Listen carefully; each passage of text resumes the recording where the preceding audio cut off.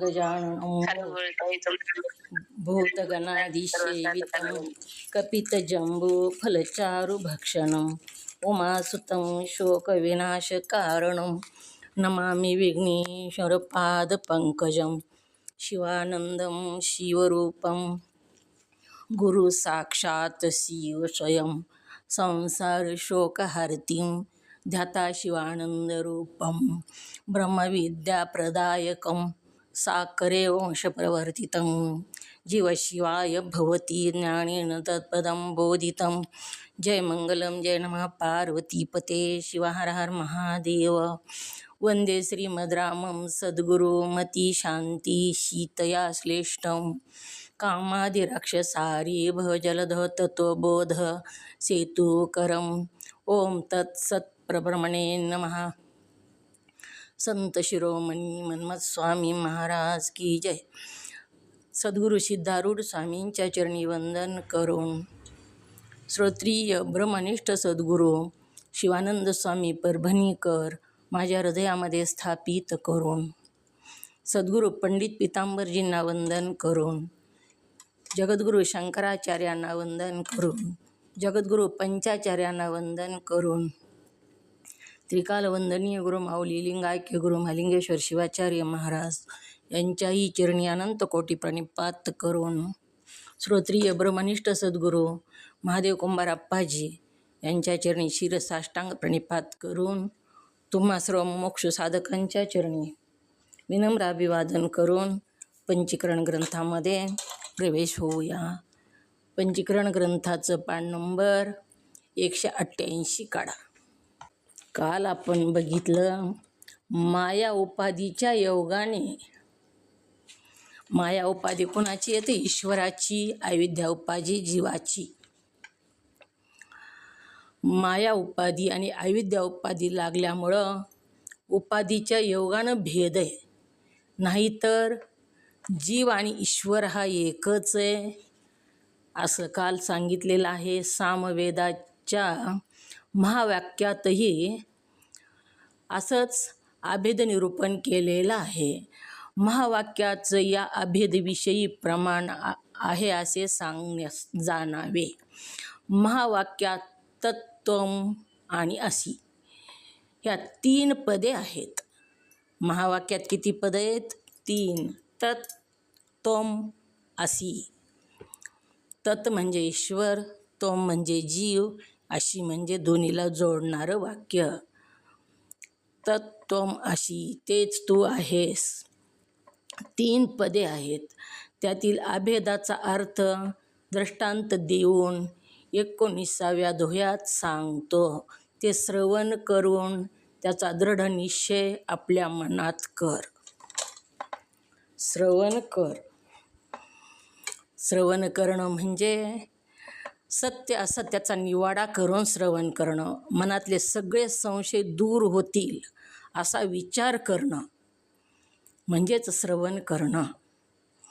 आता पुढे दोहा सांगितला तर काल आपण बघितलेलं आहे ईश्वर कशाला म्हणावं।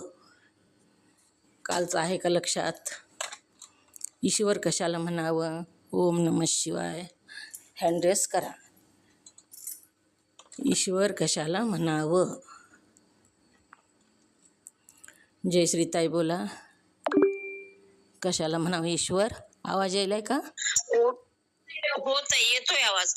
ओम नमः शिवाय ताई, तुमच्या चरणाला वंदन। ईश्वर कशाला म्हणावे?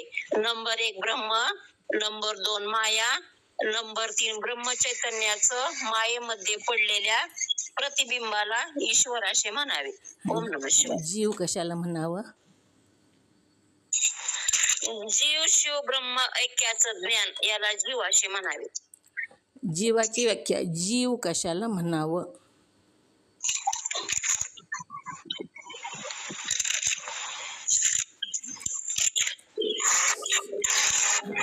सुनीता म्यूट करा। जय श्रीताई, सुनीताताई बोला, जीव कशाला म्हणावं?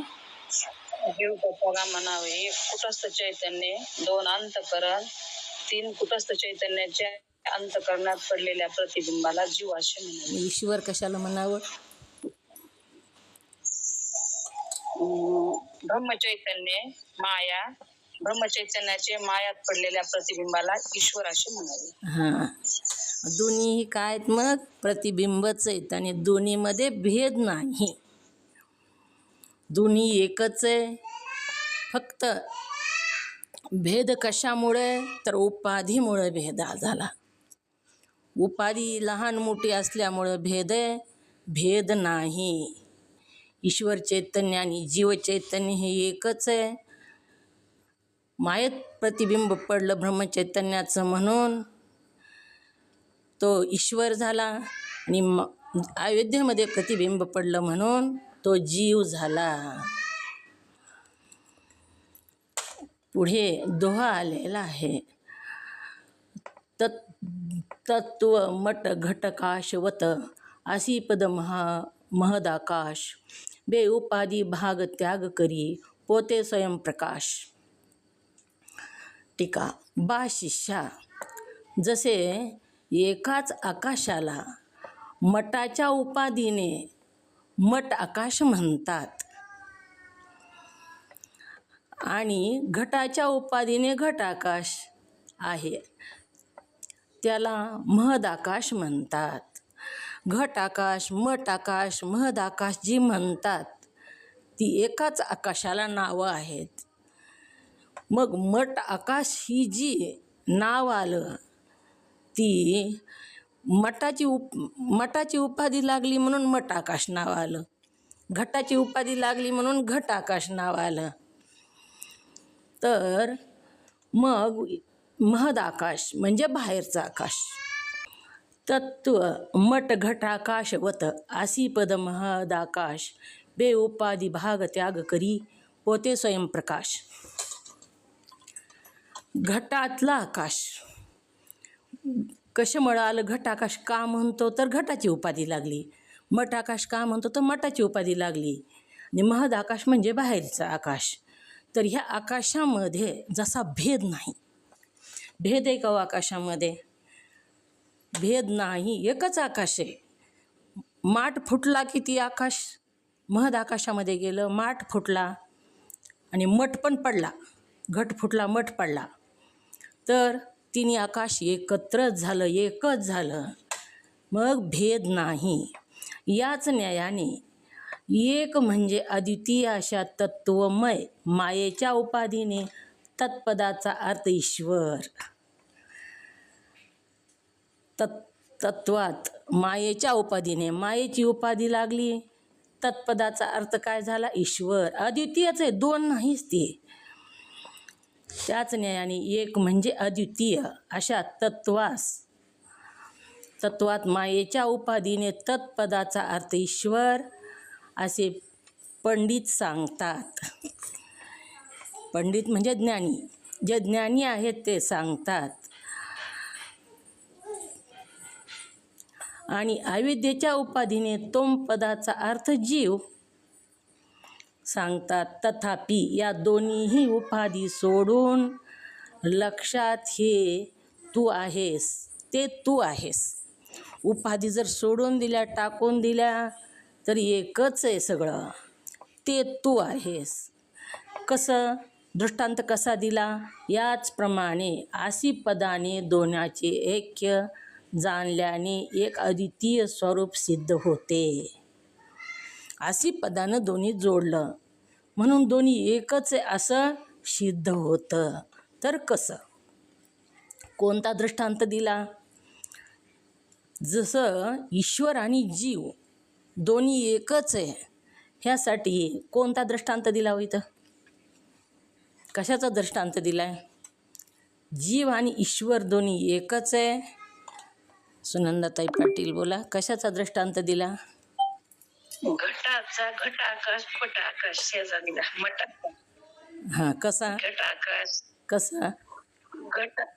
घटाची उपाधी लागली म्हणून घटाकाश झालं, मटाची उपाधी लागली म्हणून मटाकाश झालं. बाहेर जी सर्वत्र व्यापक आहे त्याला महद आकाश म्हणावे. हां, मग ही तिन्ही वेगळं वेगळं नावं वेगळे आले तर आकाश मग वेगळे वेगळे का एक आहे? नाही, आकाश सर्व एकच आहे. उपाधी लागली म्हणून नाव आली त्याला. हां, उपाधीमुळं नावं आलेले आहेत. आजी सांग ना, स्कूटी छोटी कर ना, छोटी.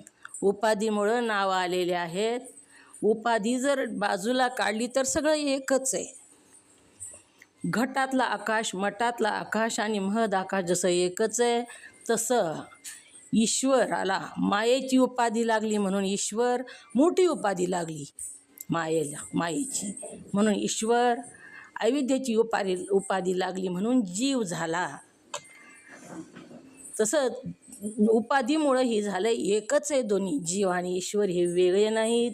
जसं घटातला आकाश आणि मठातला आकाश वेगळं नाही, तसंच जीव आणि ईश्वर हे दोन्ही एकच आहे, ते वेगळे नाहीत असं सांगू लागलेले आहेत. तथापि या दोन्हीत उपाधी सोडून लक्षात ते तू आहेस. उपाधी जर सोडून दिली तर तेच तू आहेस. ते जे आहे तेच तू आहेस. याप्रमाणे आसी पदाने दोघांचे ऐक्य जाणल्याने एक अद्वितीय स्वरूप सिद्ध होते. आसी पदानं जोडलेले दोन्ही ते तू आहेस. तत्व तत् त्वम असी. ईश्वराच्या ठिकाणी सामर्थ्यपण व जीवाच्या ठिकाणी असामर्थ्यपण. ईश्वर सामर्थ्यशाली आहे. किती सामर्थ्य ईश्वरामध्ये, आणि जीवामध्ये तर काहीच सामर्थ्य नाही. ईश्वर सृष्टी उत्पन्न करू शकतो, जीव एक रोपटरी उत्पन्न करू शकत नाही त्याचं ती. म्हणून ईश्वरामध्ये सामर्थ्य आहे. सगळी सृष्टी उत्पन्न करण्याचं सामर्थ्य आहे. सृष्टीचं सांभाळ करण्याचं लय ही सामर्थ्यशाली ईश्वर आहे. आणि जीवाच्या ठिकाणी असमर्थता आहे. जीव असमर्थ आहे. हे अनुक्रमे मोठ्या आणि लहान अशा उपाधीच्या योगाने मात्र उत्पन्न झाले. फक्त उपाधी मोठी आणि लहान आहे, त्याच्या योगानेच हे उत्पन्न झालेलं आहे. पण ही मूळ स्वरूपाच्या ठिकाणी नाही. मूळ स्वरूपाच्या ठिकाणी ही नाही. कसं? जसं आकाशाप्रमाणे. जेव्हा घट नव्हता तेव्हा सुद्धा तिथं आकाश होतं. मठ नव्हता तेव्हा सुद्धा तिथं आकाश होतं. घट तयार केला, माठ तयार केला म्हणून त्या माठातल्या आकाशाला घट आकाश म्हणू लागले. मठ बांधला म्हणून मठातल्या आकाशाला मठ आकाश म्हणू लागले. तसंच आहे देह उत्पन्न झाला म्हणून अविद्येची उपाधी लागली म्हणून जीव, आणि मायेची उपाधी लागली म्हणून ईश्वर. अशा लहान मोठ्या आणि लहान अशा उपाधीच्या योगाने मात्र उत्पन्न झाली आहेत. लहान मोठ्या उपाधीमुळंच ही उत्पन्न झालं. पण ती मूळ स्वरूपाच्या ठिकाणी नाहीत. मूळ स्वरूप कसं आहे? जीवाचं आणि ईश्वराचं एकच आहे. मूळ स्वरूप एकच आहे. जसं आता विस्तवाची बारीक कोलंगी बाजूला काढली आणि मोठा जाळ लागला, तरीसुद्धा मोठा जाळ जी लागलेला आहे तीसुद्धा विस्तवच आहे, आणि छोटी कोलंगी असली तरीसुद्धा तीसुद्धा विस्तवच आहे. तसं लहान मोठं फक्त आहे, नाहीतर इथं भेद नाही. मूळ स्वरूपात भेद नाही, त्याचं स्वरूप एकच आहे असं सांगू लागलेले आहेत. मठात पुष्कळ माणसे बसू शकतात. आता मोठा मठ बांधला, मठामध्ये मोठी सभा भरू शकते, पुष्कळ माणसे बसू शकतात. हजारो मन धान्यही भरून ठेवता येतं, पोत्याच्या थापीची थापी लावता येतात. हजारो मन धान्य मठामध्ये ठेवता येतं. पण घटात तर एकही माणूस बसू शकत नाही. घट म्हणजे माठ छोटासा, घटामध्ये एकसुद्धा माणूस बसू शकत नाही, आणि एक मन धान्य भरता येत नाही. मठामध्ये हजारो मन धान्य भरता येतं, पोत्याच्या थापी लावता येतात. घटामध्ये एक मन एक पोतं बी बसत नाही. आणि मठामध्ये हजारो माणसं सभा भरू शकते.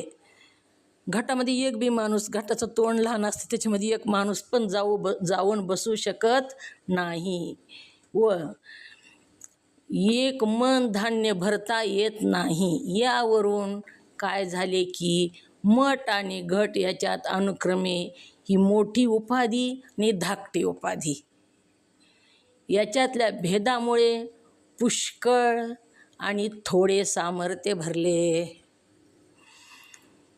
फक्त उपाधीमुळं, मोठी उपाधी आणि छोटी उपाधी ह्याच्यामुळंच इथं भेद झाला आहे.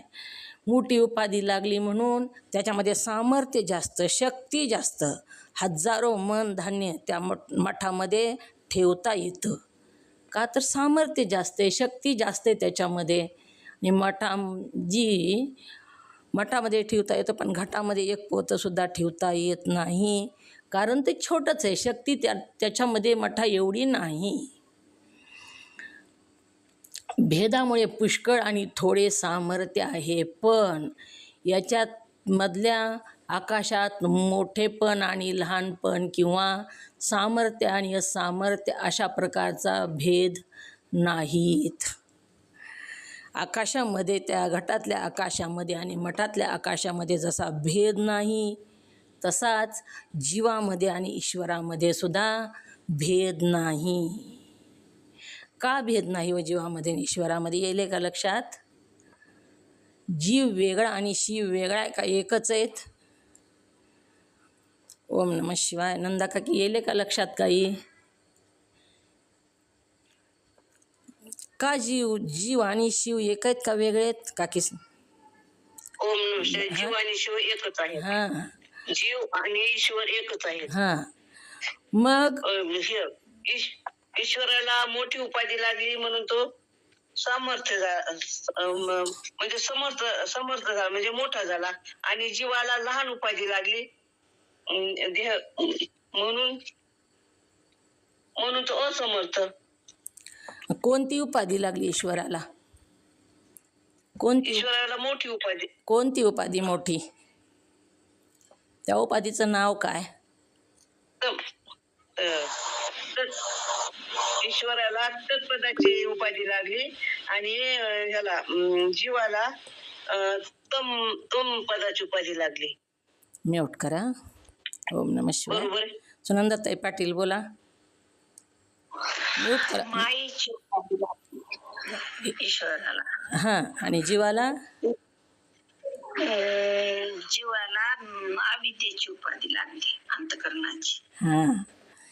ईश्वराला मोठी तत् म्हणजे ईश्वर आणि तोम म्हणजे जीव.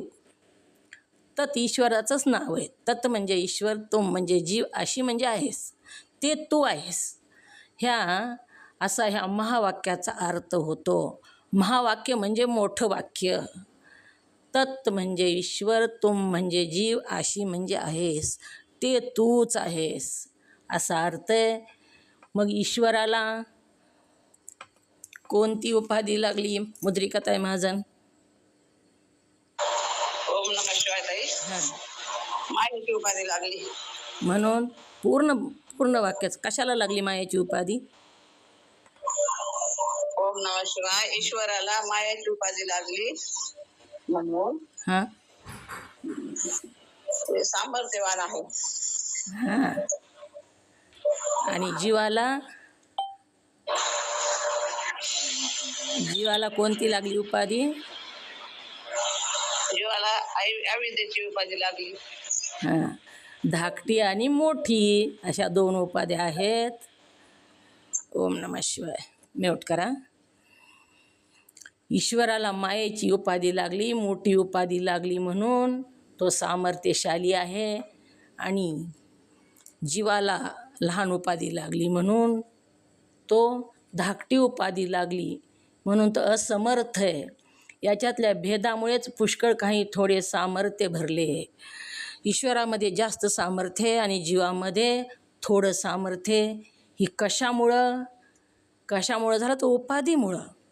ही फक्त उपाधीचा भेद आहे. कसा? दृष्टांत कोणता दिला सुनीता? कोणता दिला दृष्टांत?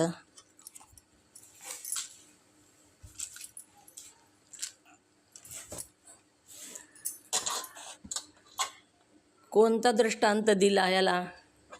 उपाधी लहान मोठी कशी, ह्यासाठी दृष्टांत कोणता दिलेला आहे?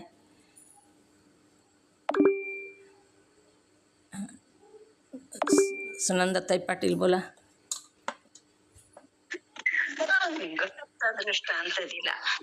घटाला छोटी उपाधी लागली न मठाला मोठी. घट छोटा असतो आणि मठ मोठा असतो. हो. ओम नमः शिवाय. मंगेताई बोला. मंगेताई, कोणती उपाधी ओम लागली नमः आणि कशी? ओम नमः. हां. ईश्वराला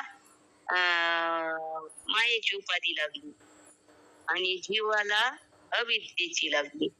ही सिद्धांत झाला. दृष्टांत कोणता? दृष्टांत मठ आणि घट या दोन्हीचा दृष्टांत दिलाय. हां. मग कसा आहे ती दृष्टांत? आता मठाचा दृष्टांत दिला. मग मठात भरपूर माणसं बसू शकते, भरपूर धान्य बसू शकते आणि घटामध्ये एकही माणूस बसू शकत नाही किंवा धान्य पण जास्त बसू शकत नाही. म्हणून त्याच्यामुळे ती लहान मोठी उपाधी. मग घटाची म्हणून उपाधी ती म्हणजे हां बोला. लहान मोठी उपाधी म्हणून त्यांना लहान मोठी उपाधी दिली. हां. दृष्टांत ती आहे, घटाप्रमाणे जीव लहान आहे आणि मठाप्रमाणे ईश्वर मोठा आहे, असं इथं समजून द्यायचं आहे दृष्टांतानं त्यांना. धाकटी उपाधी याच्यावरून भेदामुळे पुष्कळ आणि थोडे सामर्थ्य भरले, पण त्याच्यामधल्या आकाशात मोठेपण आणि लहानपण नाही. आकाश लहान नाही, मोठं नाही. घटातलं बी आकाश सारखंच आहे, मठातलं पण आकाश सारखंच आहे. लहान मोठं आकाश नाही. कारण आकाश एक रस आहे सगळीकडं. भेद नाही आकाशामध्ये, किंवा आकाश लिप्त पण होत नाही कशातच. आणि लहान मोठं नाही, वेगळं आहे आकाश सगळ्यापेक्षा. लिप्त होत नाही, चिखलानं भरत नाही, तेलानं भरत नाही आकाश. जसं कमळाचं पान आहे, पाण्यामध्ये असतं पण पाण्यानं ते लिप्त होत नाही, तसं आकाश लिप्त होत नाही कशामध्येच. लहान मोठं नाही किंवा सामर्थ्य आणि असामर्थ्य अशा प्रकारचे भेद नाहीत. घटात व मठात दोहोतही महद आकाश जे आहे ते भेदरहित एकच आहे. जे महद आकाश आहे, महद आकाश कशाला म्हणावं? ओम नमः शिवाय. महद आकाश कशाला म्हणावं? नंदा काकी बोला. महद आकाश कशाला म्हणावं? ओम नमः शिवाय. महद आकाश म्हणजे बाहेरचे मोकळे आकाश. हां. सर्वत्र भरलेलं जे आकाश आहे ती महद आकाश आहे. मग घटामध्ये जे आकाश आहे आणि मठामध्ये जे आकाश आहे ती कोणतं आकाश आहे? घटातलं आकाश. घटामधलं घट आकाश झालं, घट आकाश झालं. मठामधलं मठ आकाश झालं. ती उपाधीमुळं झालं, पण पहिलं कोणतं आकाश आहे ती? मध आकाशच आहे पहिलं. हां. महद आकाशच आहे. मध आकाशच आहे. घटात व मठात दोहोतही महद आकाशच जे आहे ते भेदारहित. भेद नाही त्याच्यामध्ये, वेगळं वेगळं नाही. घटातलं आकाश वेगळं नाही, मठातलं आकाश वेगळं नाही. आकाशामध्ये भेद नाही, तो सगळीकडे एकच आकाश आहे, एकच आहे, वेगवेगळे नाही. त्याचप्रमाणे त्वत्पद आणि तोमपद याच्या लक्षार्थ रूपाचे शुद्ध सच्चिदानंद ब्रह्म एकच आहे. तत्पद म्हणजे काय? तत्पद कशाला म्हटलं ह्याच्यामध्ये? तत्त्वम असी. तत् म्हणजे काय आणि त्वम म्हणजे काय?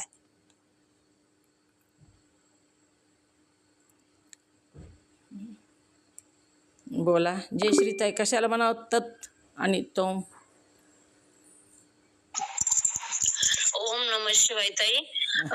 तत् म्हणजे ईश्वर आणि तोम म्हणजे जीव. हां. अशी म्हणजे? अशी म्हणजे दोघांना एकरूप करणार. हां. दोघाला जोडणारं.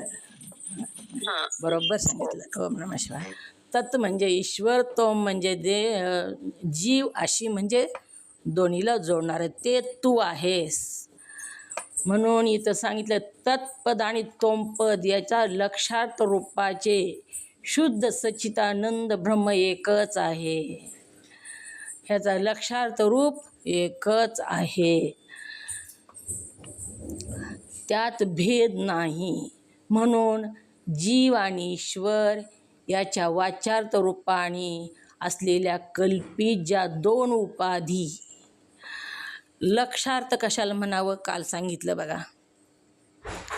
लक्षार्थ कशाला म्हणावं, आता ईश्वर कशाला म्हणावं आधी सांगा पुन्हा. लक्षार्थ ईश्वर कशाला म्हणावं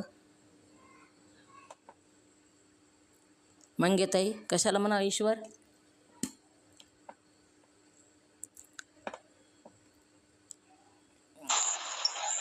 ओम नमः शिवाय. हां ब्रह्मचैतन्याला मायेची उपाधी लागली, त्याला ईश्वर म्हणाले. हां सुनीता बोल, म्यूट करा. ईश्वर कशाला म्हणावं? ओम नमः शिवाय. हां ईश्वर कशाला म्हणावे? ब्रह्मचैतन्य माया, ब्रह्मचैतन्याच्या मायात पडलेल्या प्रतिबिंबाला ईश्वर असे म्हणावे.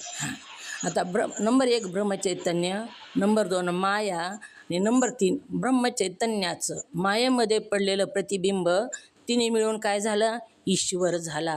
तर इथं सत्य कोणतं आहे, मिथ्य कोणतं आहे ह्याच्यामध्ये? ओम लक्षात. नमः शिवाय. हां इथं सत्य ब्रह्मचैतन्य हां आणि मिथ्य माया आणि प्रतिबिंब. हां बरोबर. लक्षार्थ काय? ब्रह्मचैतन्य ही लक्षार्थ झाला, सत्य आहे लक्षार्थ रूपाने, आणि त्याचं प्रतिबिंब माया आणि प्रतिबिंब ही काय झालं? मिथ्य झालं, खोटंही. म्हणून लक्षार्थ सत्य, सत्य ब्रह्मचैतन्य. आणि जीवामध्ये जीव कशाला म्हणावं? ओम नमः शिवाय. जीव 1 कुटस्थ चैतन्य, 2 अंतकरण, 3 कुटस्थ चैतन्याचे अंतकरणात पडलेल्या प्रतिबिंबाला जीव असे म्हणावे. ह्याच्यामध्ये लक्षार्थ कोणता? लक्षार्थ कुटस्थ चैतन्य आणि वाच्यार्थ? वाचार्थ कुटस्थ चैतन्य, अंतकरण म्हणजे मिथ्य सत्य हे दोन्ही हां. मिळून वाचार्थ होतात. हां पण ह्याच्यामध्ये सत्य कोणतं आणि मिथ्य कोणतं? मग सत्य कुटस्थ चैतन्य हां आणि मिथ्य अंतकरण प्रतिबिंब हे मिथ्य, हां कुटस्थ चैतन्य हे सत्य. बरोबर. मग लक्षार्थ रूपाने शुद्ध सच्चित ब्रह्म एकच आहे, यात भेद नाही. म्हणून जीव आणि ईश्वर याच्या वाच्यार्थ रूपाने असलेल्या कल्पित ज्या दोन उपाधी, कल्पित उपाधी 2, अविद्या आणि माया. ईश्वराची उपाधी काय? अविद्या. आणि जीवाची उपाधी, ईश्वराची उपाधी माया आणि जीवाची उपाधी अविद्या. ईश्वराची कोणती उपाधी? माया. जीवाची उपाधी अविद्या. ही दोन्हीही कल्पित आहेत, सत्य नाहीत, ही कल्पित आहेत. याचा भाग त्याग लक्षणाने त्याग करावा. भाग त्याग लक्षण म्हणजे काही भागाचं ग्रहण आणि काही भागाचा त्याग, याला भाग त्याग लक्षण असं म्हटलेलं आहे.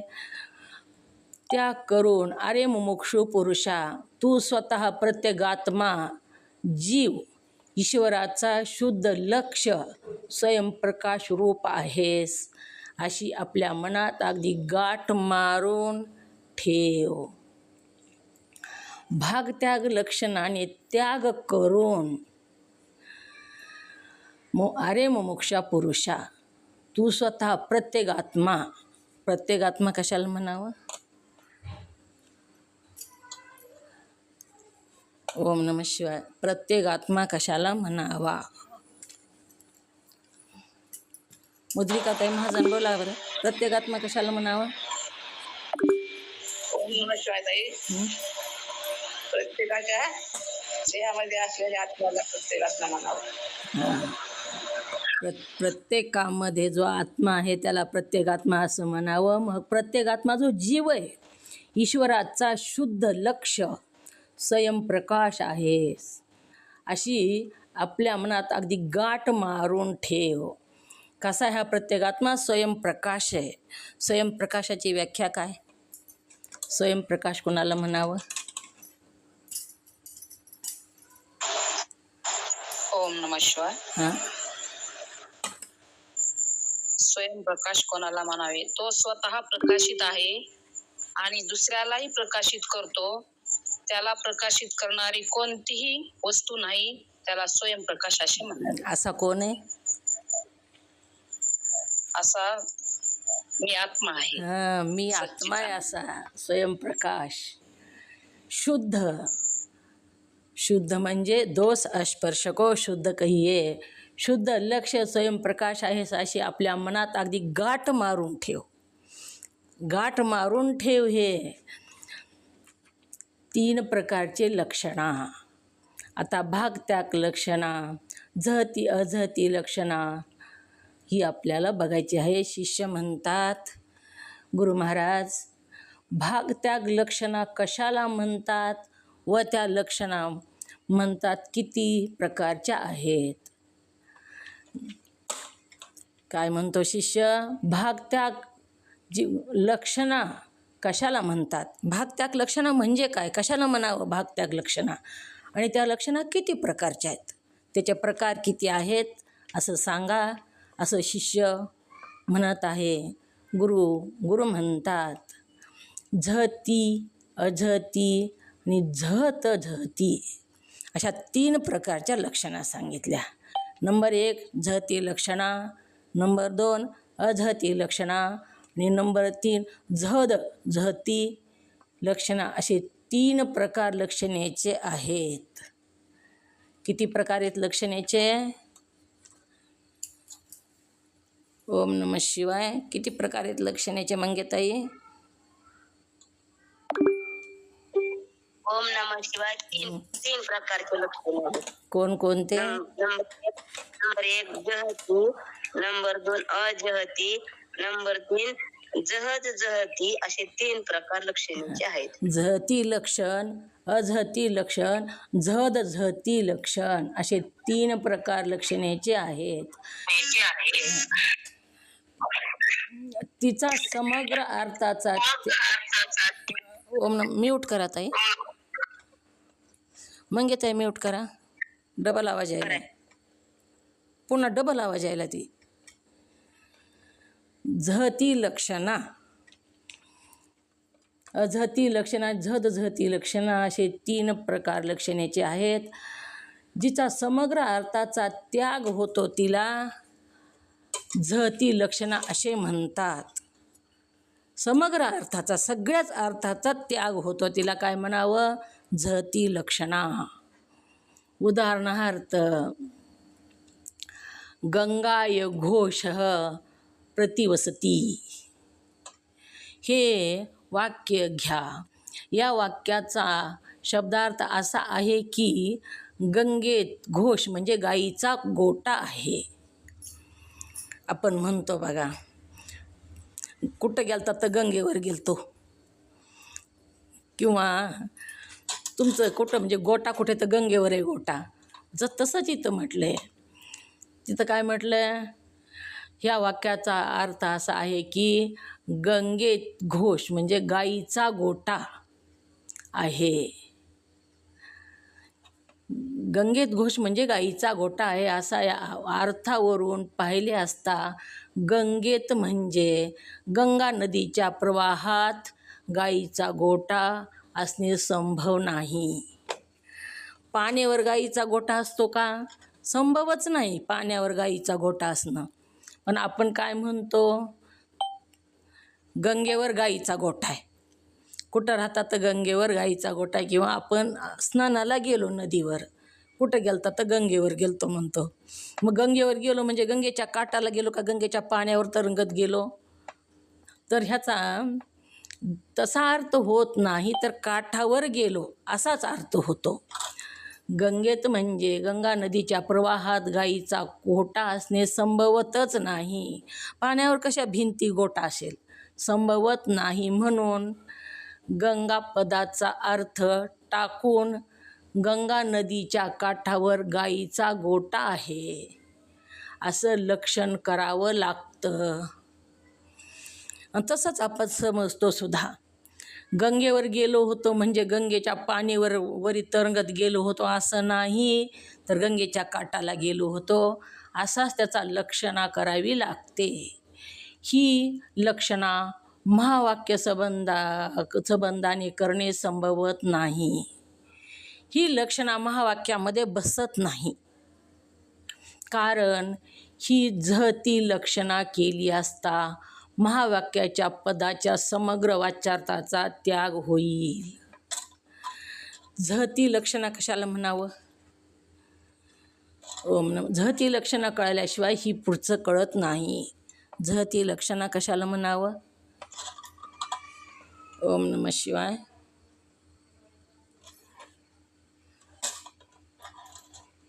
नंदा काकी बोला, झहती लक्षणा कशाला म्हणावं? झहती लक्षण म्हणजे सगळ्या लक्षणाचा त्याग होतो, त्याला झहती लक्षण असे म्हणावे. सगळ्या लक्षणाचं अर्थाचा त्याग होतो समग्र. तर झहती लक्षणा ज्याचा समग्र अर्थाचा त्याग होतो त्याला झहती लक्षणा असे म्हणावे. मग ही झहती लक्षणा केली असता महावाक्याच्या पदाचा समग्र वाच्यार्थाचा त्याग होईल, म्हणजे महावाक्याने जाणण्यास योग्य असे हे शुद्ध चैतन्य त्याचाही त्याग होईल. ही लक्षणा मध्ये बसत नाही. समग्र अर्थाचा जर त्याग झाला तत्त्वम अशी, सगळ्याच अर्थाचा जर त्याग झाला तर लक्षार्थाचा सुद्धा त्याग होतो, सत्याचाही त्याग होतो.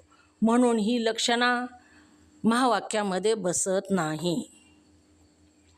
तिन्हीचाही त्याग होईल ना. समग्र अर्थाचा त्याग जर झाला तर तिन्हीचाही त्याग होईल. म्हणून ही लक्षणा झहती लक्षणा महावाक्यामध्ये बसत नाही. का बसत नाही हो झहती लक्षणा महावाक्यामध्ये? येले का लक्षात जयश्रीताई? का बसत नाही झहती लक्षणा महावाक्यामध्ये? झहती लक्षणा म्हणजे काय? कोण सांगते? हँड रेस करा. ओम नमः शिवाय ताई. हां, झहती लक्षणा म्हणजे जिचा समग्र अर्थाचा त्याग होतो हां. त्याला झहती लक्षणा म्हणावं. मग ही महावाक्यात झहती लक्षणा बसते का?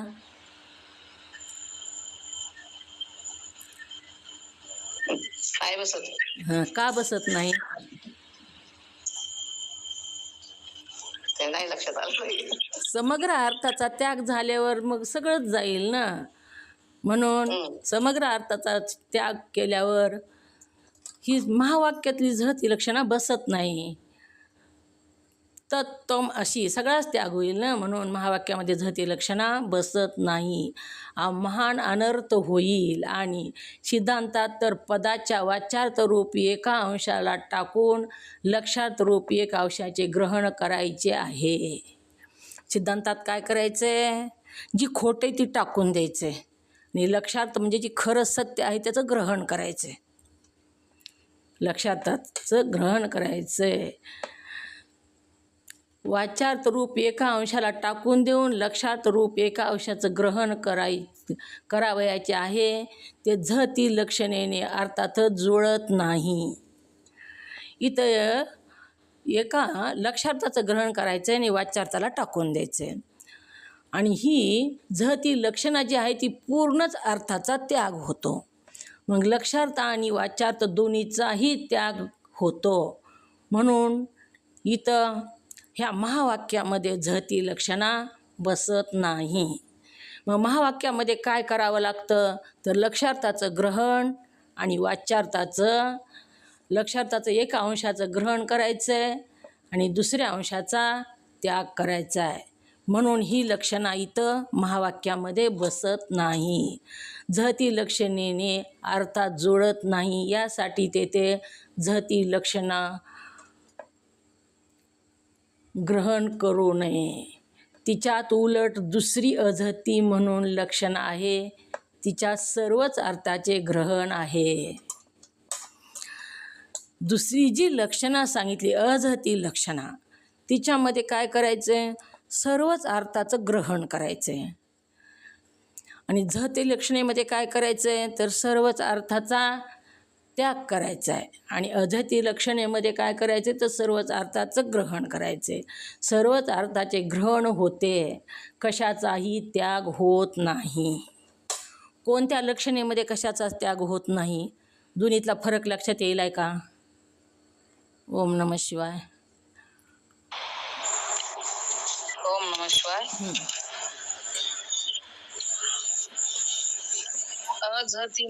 अजहतीमध्ये सगळ्यात ग्रहण करायचं. आणि झहती लक्षणेमध्ये झहतीमध्ये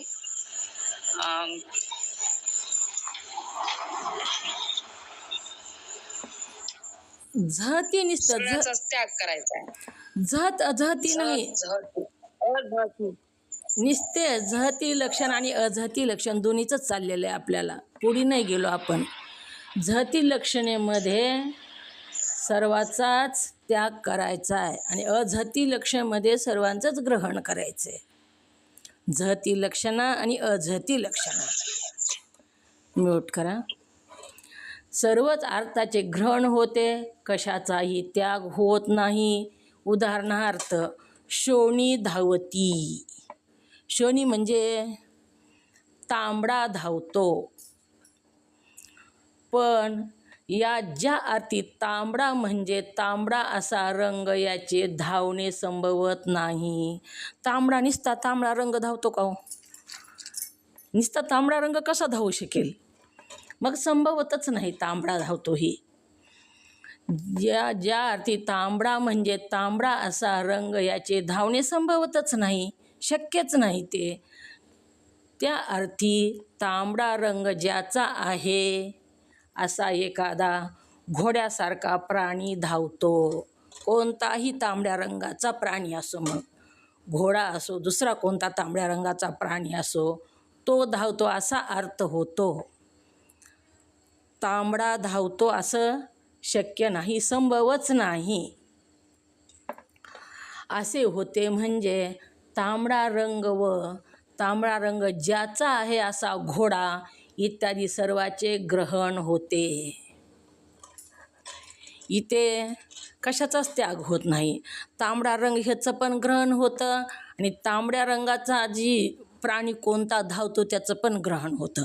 दोन्हीचंही ग्रहण होतं. ही दृष्टांताने निरूपित अझहती लक्षणा ही महावाक्याच्या ठिकाणी संभवत नाही. सगळ्याचंच ग्रहणसुद्धा महावाक्याच्या ठिकाणी संभवत नाही. मग महावाक्याच्या ठिकाणी काय संभवतं? तर काय संभवतं महावाक्याच्या ठिकाणी? येईल का लक्षात? लक्षार्थाचं ग्रहण करायचं आणि वाच्यार्थाचा त्याग करायचा आहे. महावाक्यामध्ये जी सत्याचं ग्रहण करायचं आहे आणि असत्याचा त्याग करायचा आहे. मग इथं सर्वच ग्रहण होईल. मग सगळं जर ग्रहण होत असेल तर ती महावाक्यामध्ये बसत नाही. दृष्टांत निरूप रंग ज्याचा आहे असा घोडा इत्यादी सर्वाचे ग्रहण होते. ही दृष्टांताने निरूपित अझहती लक्षणाने महावाक्याच्या ठिकाणी संभवत नाही. का संभवत नाही महावाक्याच्या ठिकाणी अझहती लक्षण? ओम नमः शिवाय. का संभवत नाही? कुणाचं आले लक्षात? हां, सुनंदाताई पाटील बोला. का संभवत नाही?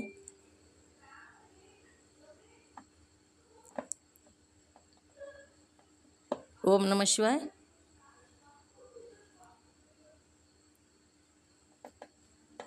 का संभवत नाही? तर तिथं काय होतंय? समग्र अर्थाचं ग्रहण होतंय म्हणून संभवत नाही. आणि महावाक्यामध्ये काय करायचं आहे?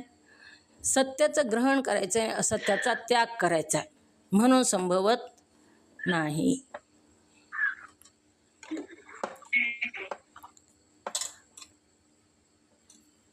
पुढे काय सांगितलं? कारण तिच्या योगाने वाच्यार्थ दुसरा काही अधिक अर्थ या दुहीचेही ग्रहण होते. तांबडा रंग ज्याला आहे असा घोडा इत्यादी सर्वाचेच ग्रहण होते. ही दृष्टांताने निरूपित अझती लक्षणा ही महावाक्याच्या ठिकाणी संभवत नाही. कारण तिच्या योगाने वाच्यार्थ व दुसरा काही अधिक अर्थ या दोघांचेही ग्रहण होते. तांबडा धावतो ही तर ग्रहण झालंच, पण त्याच्यामध्ये दुसरा कोणता तरी प्राणी घ्यावा लागतो तरच ते शक्य होतं, म्हणून त्याचंही ग्रहण होतं ना अधिकाचंही ग्रहण होतं. तांबड्या रंगाचा प्राणी तिथं घ्यावा लागतो, म्हणून हे संभवत नाही. हे त्याचं तर तांबड्या रंगाचं तर ग्रहण होतंच, पण अधिकाचंही ग्रहण होतं. म्हणजे तांबडा धावतो म्हणजे तांबड्या रंगाचा घोडा धावतो असं इथं घ्यावं लागतं. नुसता तांबडा धावतो ही संभवत नाही असं सांगितलेलं आहे. महावाक्य संबंधांचे महावाक्य जी आहे तिथं लक्षार्थाचं ग्रहण करायचे आणि वाच्यार्थाचा जी त्याग होईल असे महावाक्य जाणायचे. थोडं अवघड आहे, उद्या अजून बघू. आजचा वेळ झालेला आहे. येले का लक्षात? झती लक्षण अझती लक्षण सांगा बरं. आपल्या पाठातलं सांगा कोणी. सुनंदाताई पाटील दुसऱ्या आहेत त्या आधी ऐकलेल्या. आपल्या पाठातलं लक्षात येईना का कोणालाच? यश्रीताई कशाला म्हणा अझती लक्षण? बोला बरं.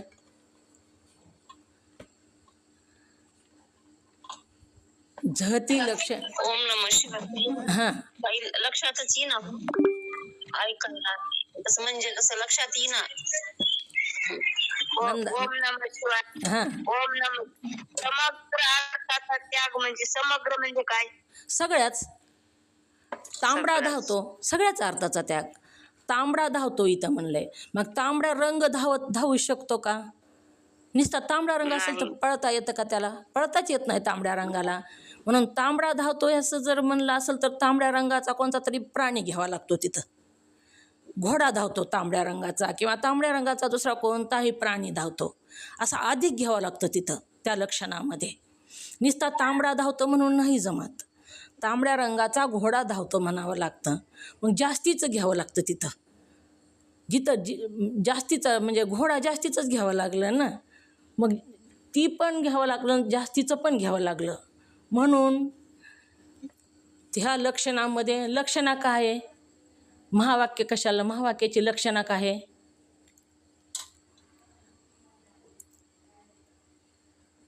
सत्याचं ग्रहण करायचं आहे, असत्याचा त्याग करायचा आहे.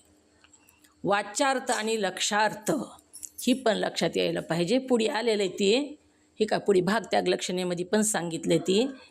उद्या घेऊ समजून. शोणी धावतो म्हणजे तांबडा धावतो, पण या ज्या अर्थी तांबडा म्हणजे तांबडा असा जो रंग आहे तो धावणे संभवतच नाही. नुसता रंग तांबडा कसं धावल? संभवतच नाही. ज्या अर्थी तांबडा रंग ज्याचा आहे असा एखादा घोड्यासारखा प्राणी धावतो असं म्हणावं लागेल. त्याचा अर्थ तसाच होतो. आणि वर सुद्धा गंगेवर गेलो. आता गंगेवर गेलो म्हणजे गंगेच्या पाण्यावर तरंगत गेलो का हो? कुठं गेलतात? तर गंगेवर गेलतो. मग गंगेवर कशाला गेला? आंघोळीला गेला. मग गंगेवर आंघोळीला गेल्यावर गंगेच्या काठाला गेलं का गंगेच्या पाण्यावर गेला? ओम नमः शिवाय. काठावर गेला. काठावर गेला. मग तसंच आहे. वर शब्दाचा त्याग हो का? असंच ते. गंगेवर गेला म्हणजे गंगेवर गोटा आहे इथं सांगितलंय. गाईचा गोटा गंगे घोष म्हणजे गाईचा गोटा आहे. आता या अर्थावरून पहिले असता गंगेत म्हणजे गंगा नदीच्या प्रवाहावर गाईचा गोटा नसतोच. आपण म्हणलो तसं, पण तसं नसतं, संभवतच नाही. म्हणून गंगा पदाचा अर्थ टाकून द्यावा लागतो आणि गंगा नदीच्या काठावर गाईचा गोटा हे दुसरंच घ्यावं लागतं. गंगा पदाचा अर्थ टाकून देऊन त्याच्या काठावर गाईचा गोटा हेही घ्यावं लागतं. अशी लक्षणं करावी लागते. म्हणजे महावाक्य संबंधाने करणे संभवतच नाही. महावाक्यामध्ये हे संभवत नाही. उद्या अजून घेऊ. हीच घेऊ उद्या आपण, म्हणजे लक्षात येईल. आपला वेळ झालेला आहे. झालेली सेवा सद्गुरूंच्या चरणी समर्पित, तुम्हा सर्व मोक्ष साधकांच्या चरणी समर्पित करून सेवेला पूर्णविराम. जे मुखातून योग्य शब्द बाहेर गेले ते सद्गुरूंचे, जे अयोग्य शब्द बाहेर गेले ते वाणीचा दोष. सर्वांच्या चरणी वंदन. ओम नमः शिवाय.